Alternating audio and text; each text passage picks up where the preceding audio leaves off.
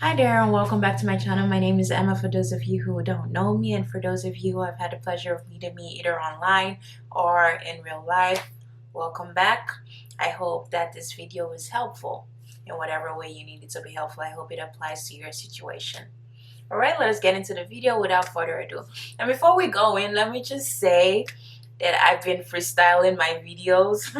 So if you think my content is horrible, well, now you know why. Because all I do is freestyle. I like to speak from the heart. Anyways, going into the video, today I just want to talk about some self-talk, some mindsets that we have that are really holding us back from getting to the things we want to get. And just in my own journey, just getting to where I am now, and reconstructing my mind. I had such a horrible mindset, not about just one or two things, literally about everything, about just finances, about relationships, about myself.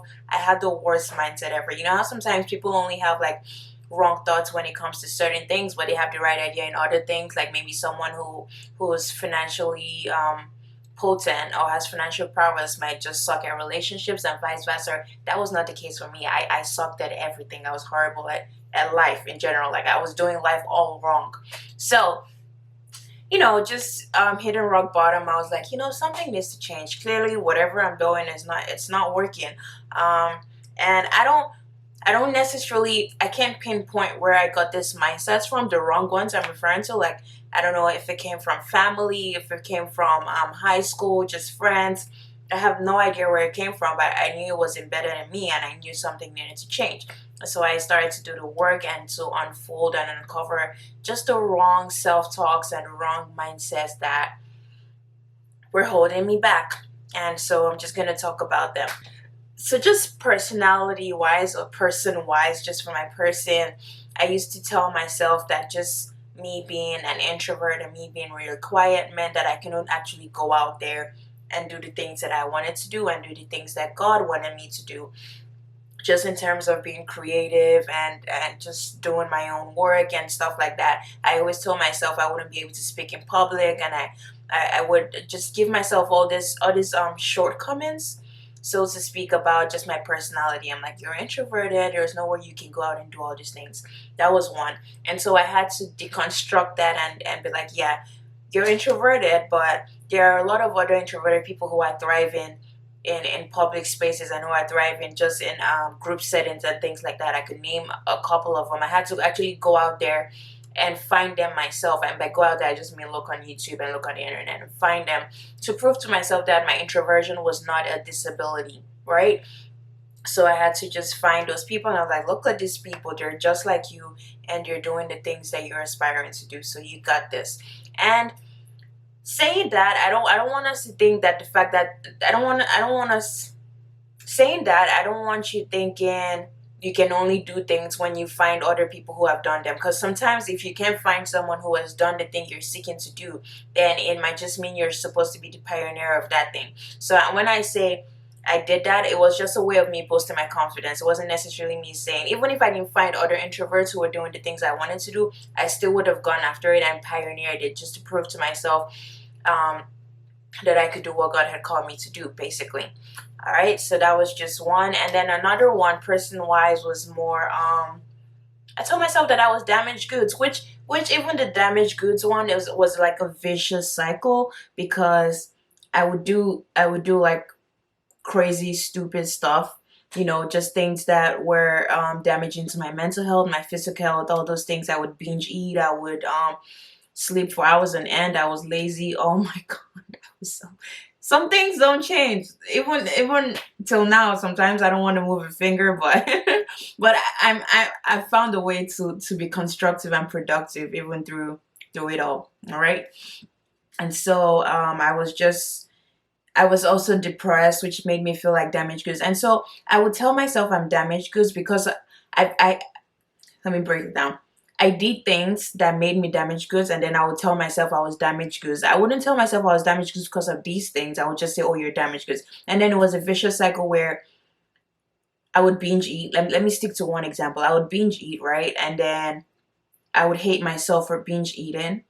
And then I would binge eat more for some reason, like, it was to prove to myself, like, yeah, you really ain't shit, like, you're not worth anything, like, this is literally all you can do in life, just eat and sleep, right? And it was just like a vicious cycle of that, the eating and the hating and the eating and the hating and the partying all night long and the sleepless nights and then sleeping all through the day. It was horrible. And so I had to reconstruct. I had to realize, okay, the reason why you're damaged goods right now is not necessarily because you were born damaged goods, it's because you made choices that have damaged you. So I had to work on making better choices.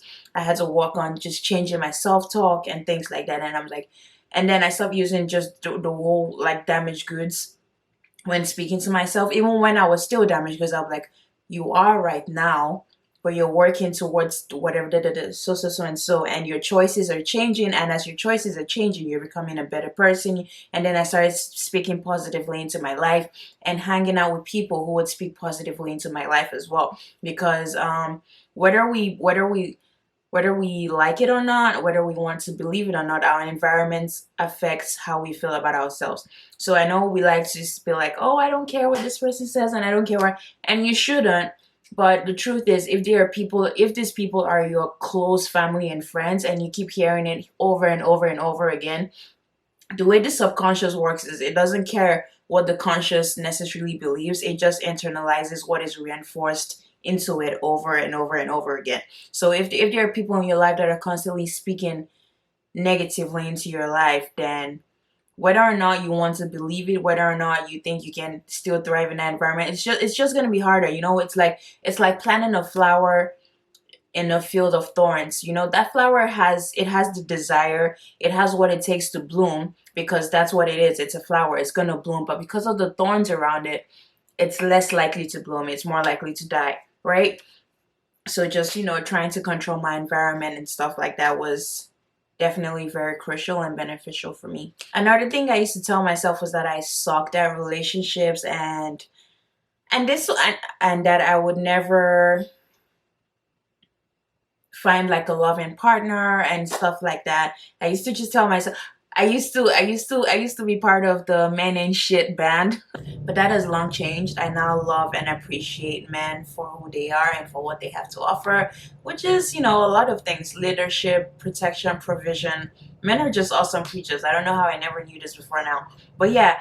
And again, it really goes back to my choices. The reason why I thought men weren't anything, weren't no good, was because I got with men who were no good. And so I convinced myself that every other man in the world was like that, until I had to work on my mindset. I'm like, yeah, some men aren't good, not all men. You just have to work on being the kind of person that would attract good men as opposed to bad men. So I worked on myself, not on finding a good man. I worked on being the kind of woman that a good man would want to be with, right? And same thing with my partner. I worked on being the kind of man that a good woman would want to be with. And then when we were in that alignment, we naturally attracted each other. And even lately, I've been learning about abundance and how I was holding myself back when it came to abundance. I learned about the scarcity mindset and how scarcity is a fallacy. Like, the concept of scarcity is an actual illusion. Like, just going from a biblical perspective, there is nothing God created that isn't created in abundance. The grass. You can never count the grass. You can never count trees. You can never count all the people in the world. I don't care what geography, population things tell you. You can't count all the people in the world, not at once at least. You can never count all the fruits in all the grocery stores in your city alone. You can't count all the drops of water. You can't count all the sand. You can't count on all the hair on your head. Everything God creates in abundance. What does that mean? What does that say about me and you? It says that we're limitless. Our creative force is limitless because we're created in the image of God. And so we have the ability to literally replicate. When I say replicate, I don't mean we can create actual trees and plants and all that stuff, but we have the ability to be creative, to create on end, to just keep going. And that's why even things like just writer's block, or when creatives feel like they don't have anything to offer at the time because they have some sort of block. It's really just, and I'll say us, not them. It's really just us creatives getting in our own head and getting in our own way. When a person tells you they have writer's block, or when a painter doesn't know what to paint, all they're really saying is they're scared. They're scared that people won't accept their creativity the way they want it to be accepted, or they're scared they won't make money from it. Because creativity is boundless, it's limitless. Go out there, just do your work on working on your mindset of abundance, and you'll start to see the changes just happening in your life, you know. So I've been working on abundance, and one thing that has really taught me about abundance lately is growing garlic. So Stephen was blessed with a garlic plant from I think one of his students' parents gave him a garlic plant, and I always wanted to grow just a few things, you know, tomatoes, onions, just little things that don't die easily.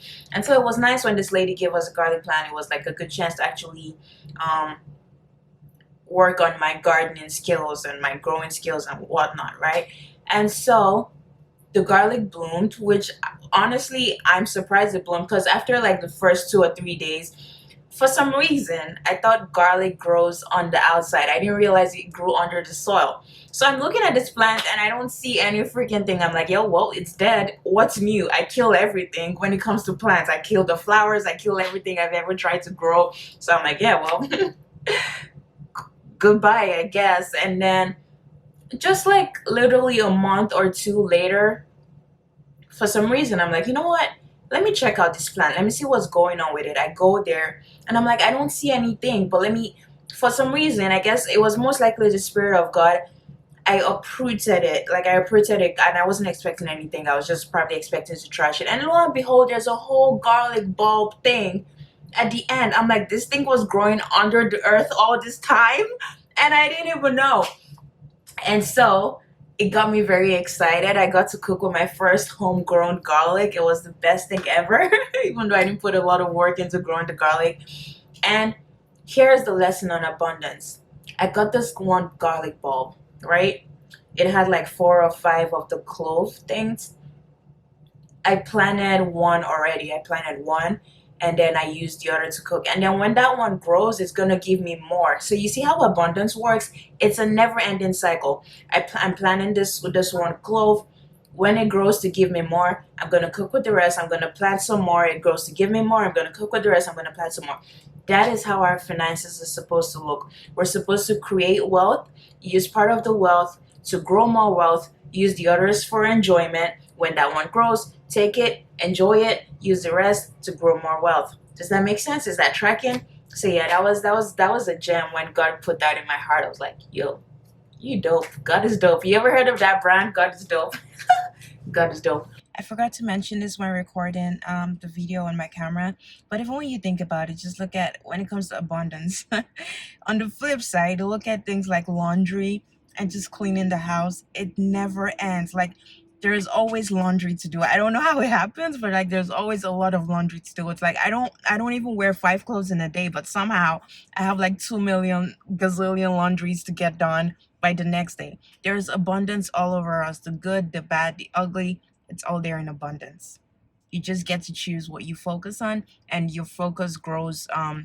Whatever you focus on grows, becomes more abundant in your life. So maybe that's why my laundry is abundant, because I focus on it too much. The concept of you not being able to afford something is a lie.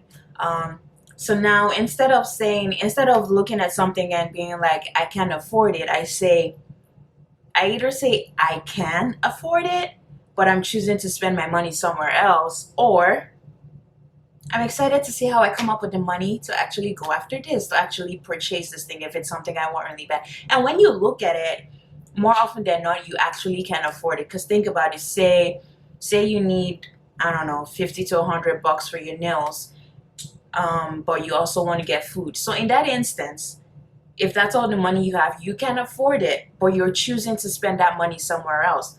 And if it's something you absolutely cannot afford at all, say it's money for college or something, right, for school, instead of saying I cannot afford it, all right, or the best mindset that would actually take you closer to your goals would be, I'm excited, or I can't wait to see how I come up with the money for this. Because what that does is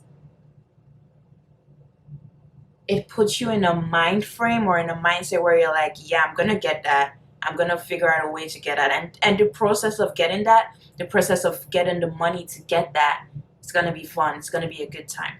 You know, and that way you're also rearranging your idea of fun in your head. And so instead of your concept of fun just being the things that are holding you back, your concept of fun or your concept of excitement as the things that are pushing you towards your goal. Say, for example, your goal is to be fit and healthy, just physically, right? It'll be beneficial to you to rearrange, and I'm still going to do a whole separate video on this. It'll be beneficial for you to to change your idea or your mindset on fun. So when you set this new goals to be physically healthy, if your idea of fun used to be eating junk food and not sleeping well and not taking in enough water, well, I guess no one thinks about that when you're thinking about fun. But if your idea of fun was just staying up all night, maybe watching TV, being a couch potato, not eating nutritious foods, you're gonna want to have to change that idea of fun, because the psychology behind it is people do things for one reason and one reason only, because they feel like it. And so if you think these things are the things that are fun, that those are the things you're more likely going to want to do. It's going to be harder for you to go towards physical fitness because you don't think physical fitness stuff is fun. But if you start to feel like, oh yeah, going to the gym is fun and exciting, and eating nutritious foods is fun and exciting, then you're more likely to gravitate towards that, because that's what you feel like doing. People are chasing fun. We're all chasing our desires. And so when you tell yourself, when you decide that these things that you're trying to do is fun, then you go towards that.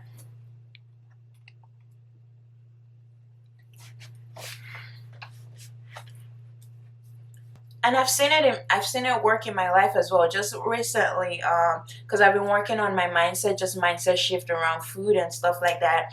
And I went out to eat with a couple friends, and like I was literally stealing tomatoes off their plates. I used to be the person who would like steal just anything, any other thing but freaking fruits and veggies, okay?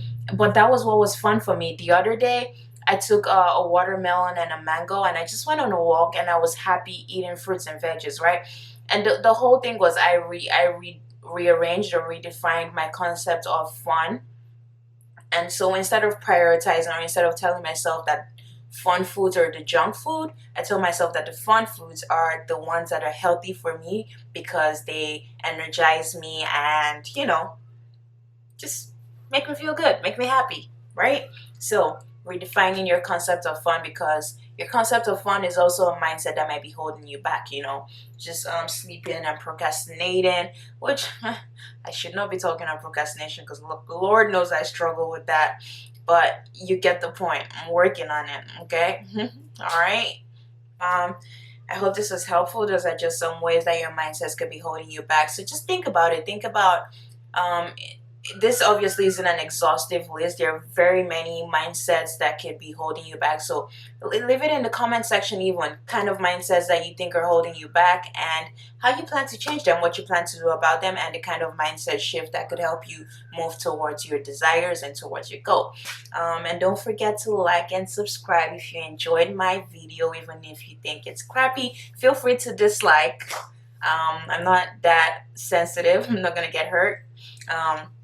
But yeah, let me know what you think about this video in the comment section and how this applies to you. Bye.